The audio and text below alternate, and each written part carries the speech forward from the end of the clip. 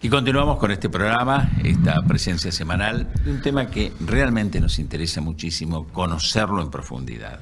La ley de alquileres, la nueva ley y los que están con aquella ley anterior donde el incremento es anual. Y entonces acá se nos presentan un montón de consultas, de preguntas, y que nosotros somos consultados en el medio y muchas veces no tenemos esos conocimientos como para poder decirle, mire, la cosa va por acá, es favorable, no es favorable. Lo tenemos al doctor Maximiliano Sou, que nos va a contar un poco sobre este tema, que es un especialista además. ¿Qué tal? Bueno, gracias, Jorge. Buenos días. ¿Qué tal? Bueno, ¿cómo es esto de la ley? A ver, ¿cuál es la diferencia entre estas dos leyes? Sí, La anterior bueno, la anterior, digamos, se sancionó y empezó a aplicarse en el 2020, en julio-agosto del 2020, primero de agosto.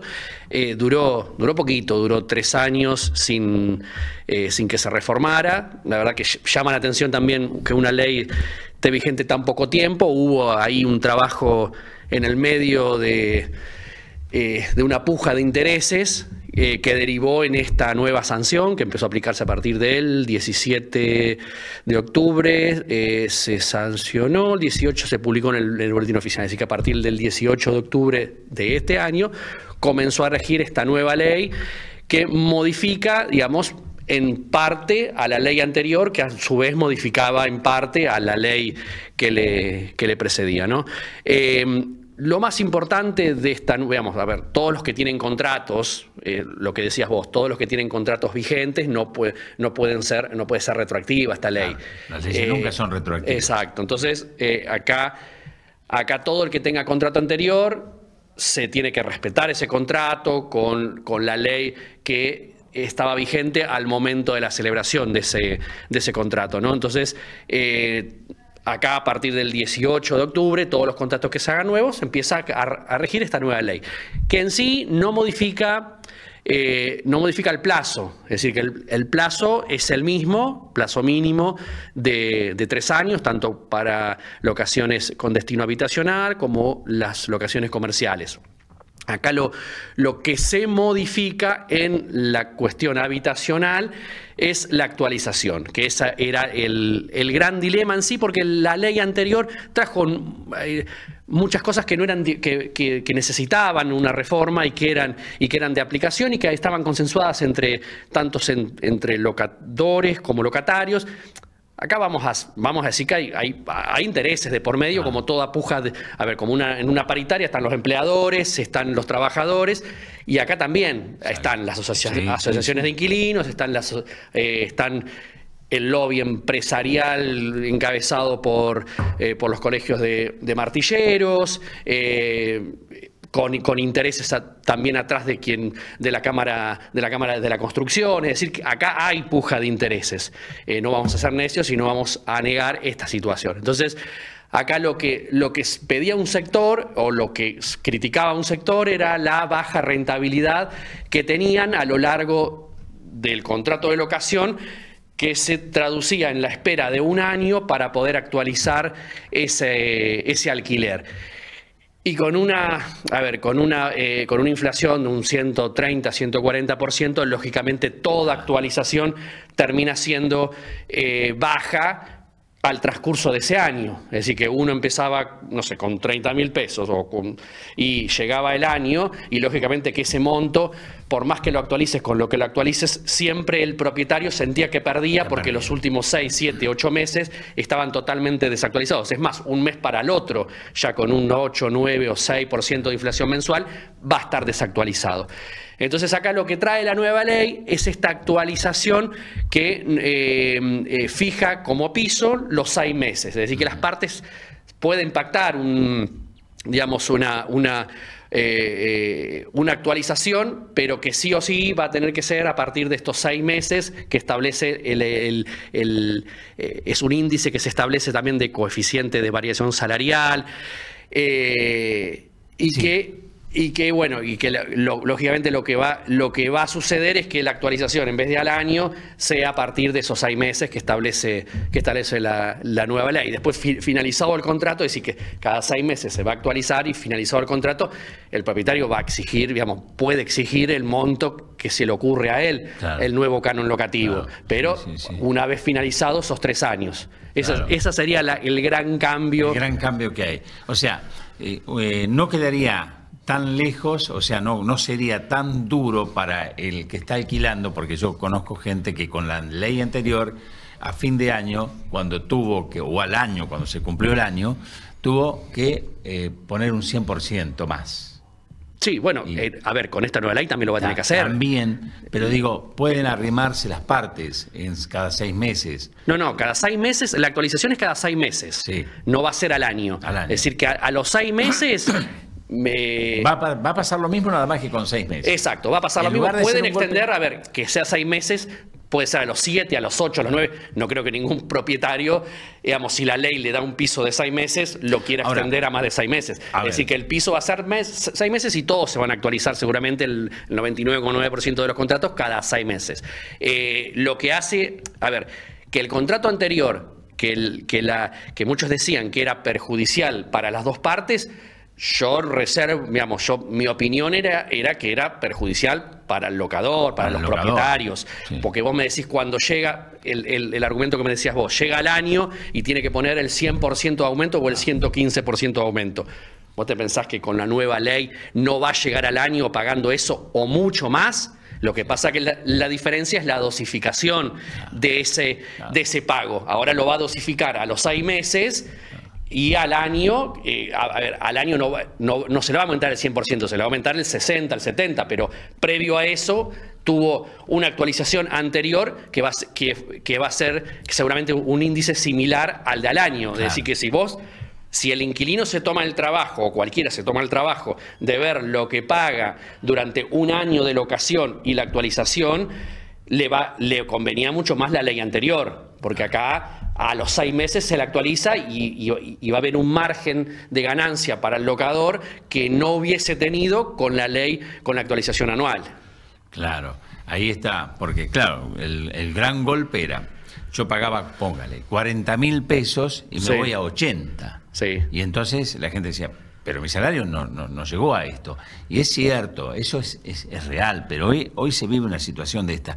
Pero ahora, le convenía mucho más. Convenía mucho más. Convenía mucho más, y la ley que se sancionó en el 2020 también fue beneficiosa para ese propio inquilino, porque antes, locación de vivienda, yo ponía los aumentos cada 2 meses, cada 3 meses. Cada 2 o 3 meses. Digamos, ponía el aumento que se me ocurría a mí. Claro. Entonces, esa ley del 2020 fue beneficiosa para el inquilino. El que dice lo contrario, la verdad que no lo veo de esa manera.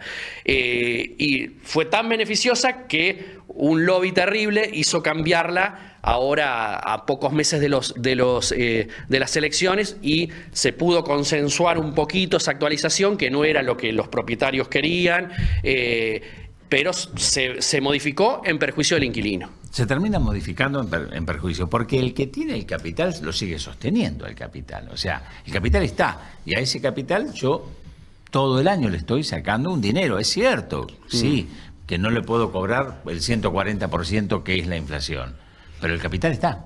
El que no tiene nada es el que alquila, ¿o no? Exacto. Y además, a ver, esa modificación que se hizo también en el 2020, también hubo algunos criterios también en beneficio del inquilino, se establecieron cuestiones de reparaciones a los inmuebles, se establecieron también que el mes de depósitos se devolvía actualizado al último mes que paga el propio inquilino, hubo también plazos que se estableció para las renovaciones, hubo ciertas mejoras. En esta nueva ley también hay también beneficios impositivos también para los locadores, que digamos, con respecto a la facturación de esos contratos, que no se paga el monotributo, se establece si tiene más de una unidad locada, se establece como una sola, puede deducir ganancias, tiene ciertos beneficios que igualmente no se dan en el 100% de los casos, porque la mayoría son todos contratos que no se facturan o contratos no registrados, pero lo importante es saber qué derechos tiene el inquilino, digamos, que lamentablemente también los propietarios en muchísimos casos, y hablo muchísimos casos, no respetan ni siquiera en los plazos mínimos. Si los tienen, a ver, quien hace un contrato por inmobiliaria, la inmobiliaria está obligada a respetar la ley y lógicamente va a tener que utilizar los parámetros de la ley.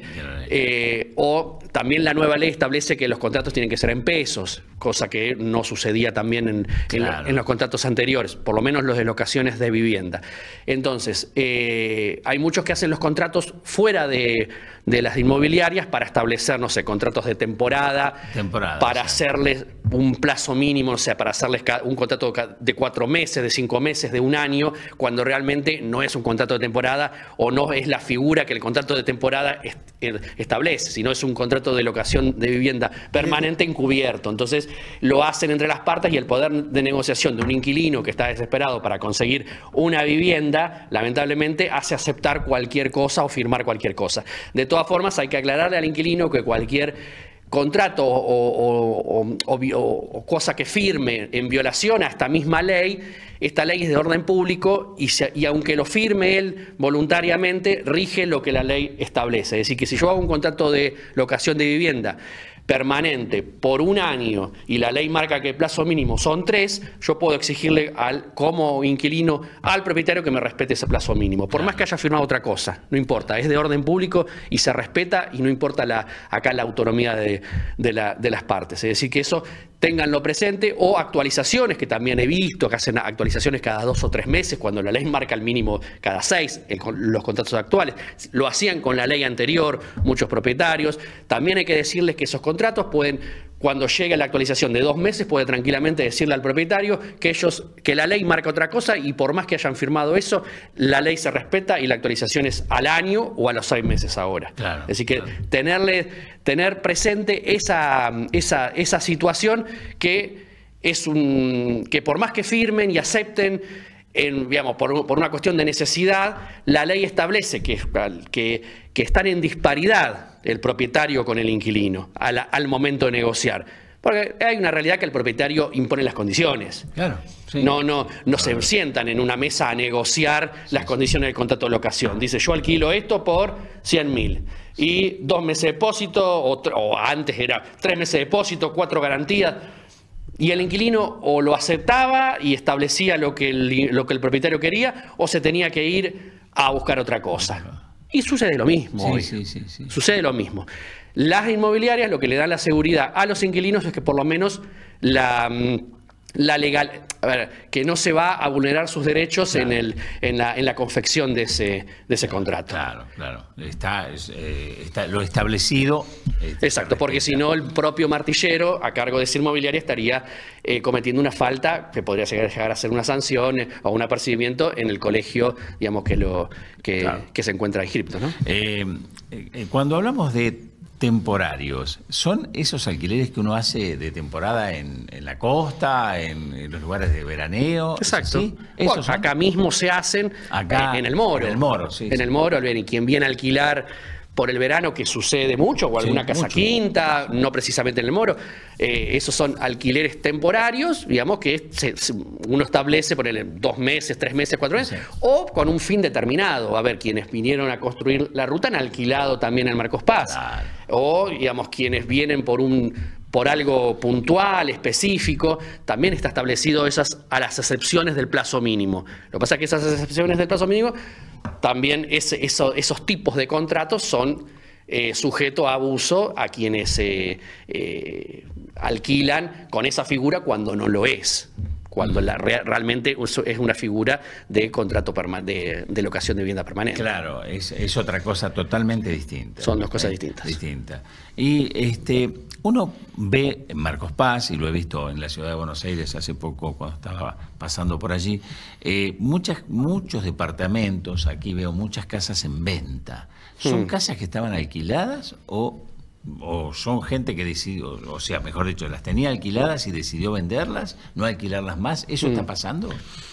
Mira, yo creo que acá partimos quizás de un problema que es una ley nacional que regula a toda la Argentina. Entonces, no es lo mismo la situación inmobiliaria o de alquiler o de venta o de compra de Catamarca, de Ushuaia, de Buenos Aires o de Marcos Paz. Dentro de la provincia de Buenos Aires tenemos una variedad infinita de situaciones, depende del partido donde vayamos. Entonces, creo que no todas las localidades o no todas las jurisdicciones están en la misma situación.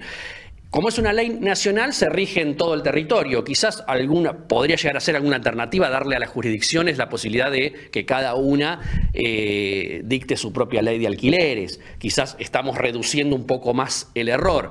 No es lo mismo Marcos Paz, donde tenemos un servicio penitenciario, donde demanda mucho alquiler y eleva mucho el monto del alquiler.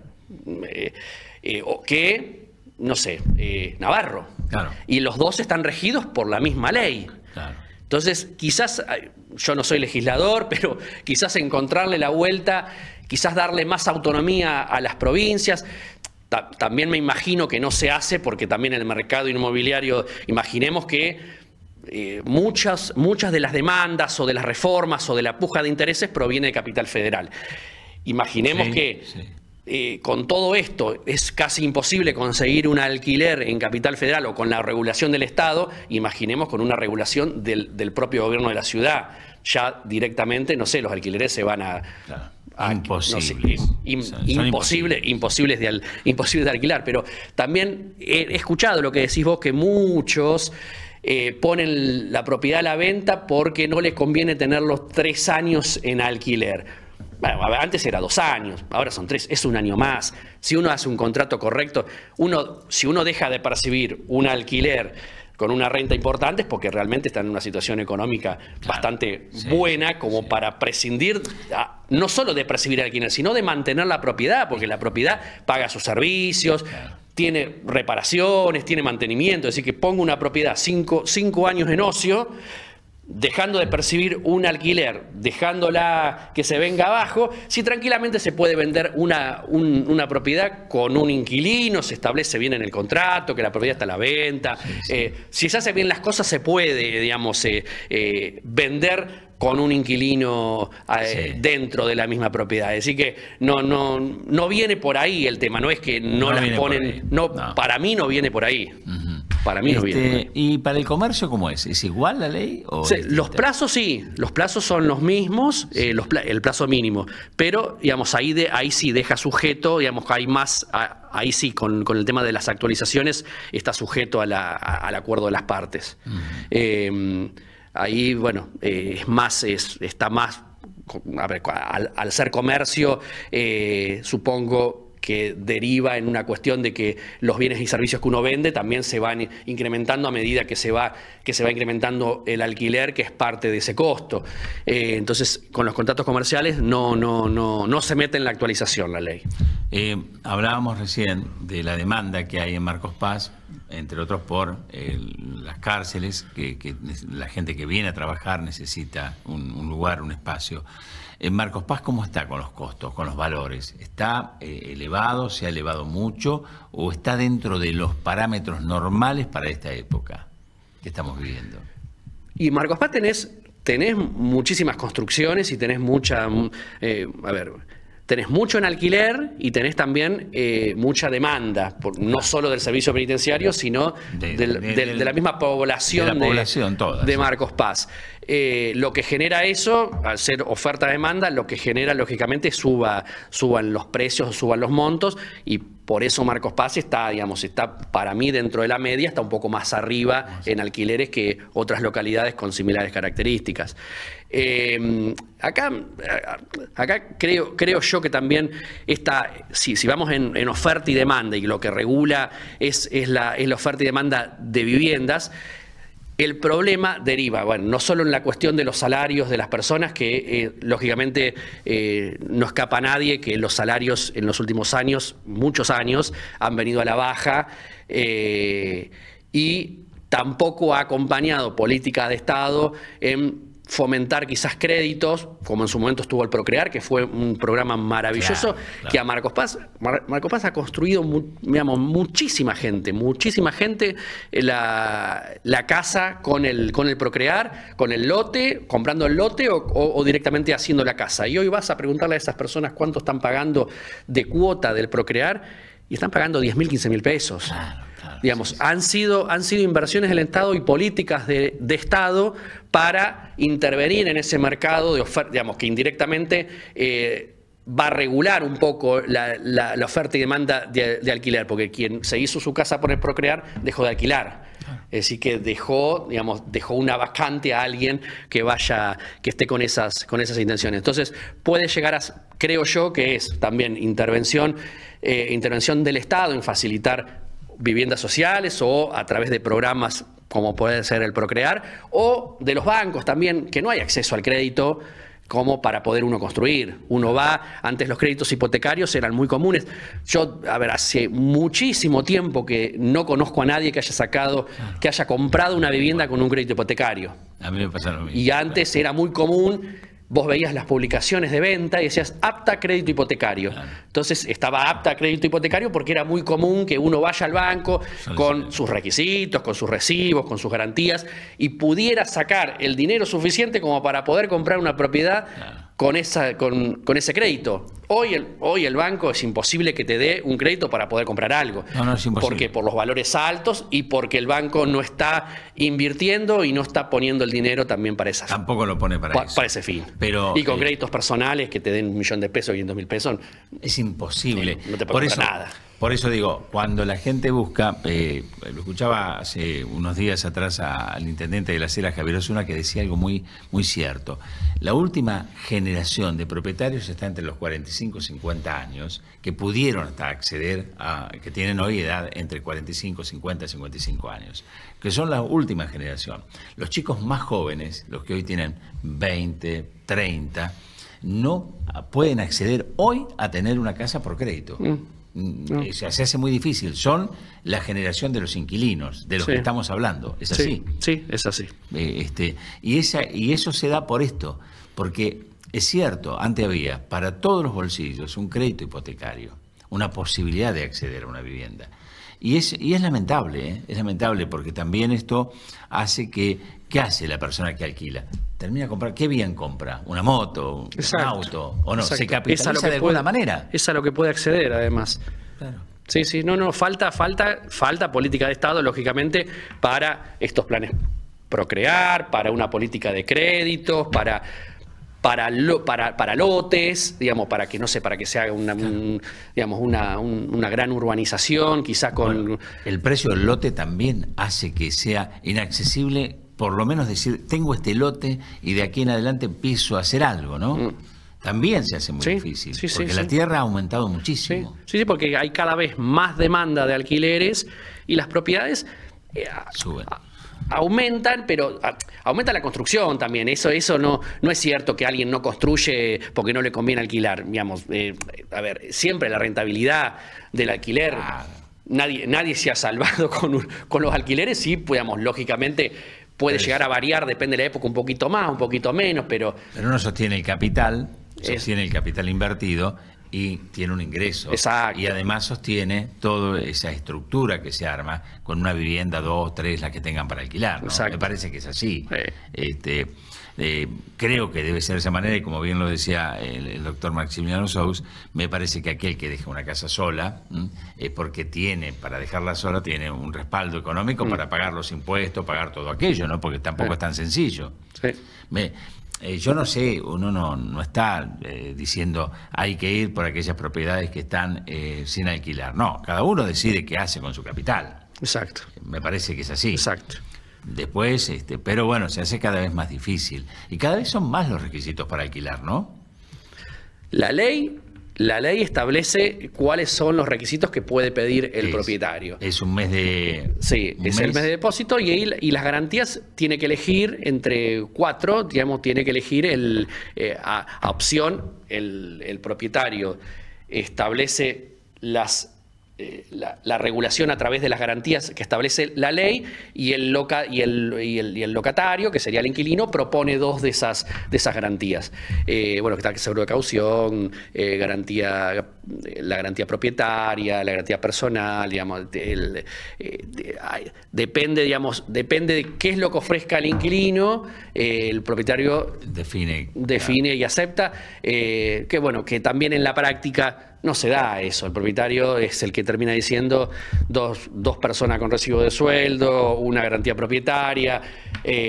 No es que lo alquila a criterio del inquilino y a criterio del inquilino ofrece quien él cree que puede llegar a ser el garante. Digamos, en la práctica sucede otra cosa. Eso quedó muy lejos, ¿no? Cuando antes se alquilaba de conocidos, de personas, quedó muy lejos. Ahora se hace por inmobiliaria, que es mucho más seguro y da más garantías. Sí. Porque yo me he encontrado en el medio con gente que ha venido y me ha dicho, me han pedido que me vaya de la casa a fin de mes y no me dan tiempo.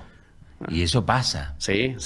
¿Y por qué? Y bueno, porque se han hecho alquileres por fuera de los reglamentos, de las leyes, ¿no? Sí, o verbalmente, y uno alquila, y lo que pasa es que ahí ya pasa más por el uso de la fuerza después, porque si yo le alquilo, sucede mucho también en Marcos Paz, que alquilan o habitaciones, dentro de su misma propiedad alquila alguna habitación. O sea, eso pasa mucho. Y después, bueno, lo alquila de palabra, y después no le paga, y bueno, y después aparece un día y están todas las cosas afuera, da lugar también a situaciones de violencia. Sí. Sucede bastante eso. Sucede, sí. Y nosotros acá en Marcos Paz hemos visto muchos casos de esa característica. Y después hay muchas propiedades que son alquiladas solamente para personas solas.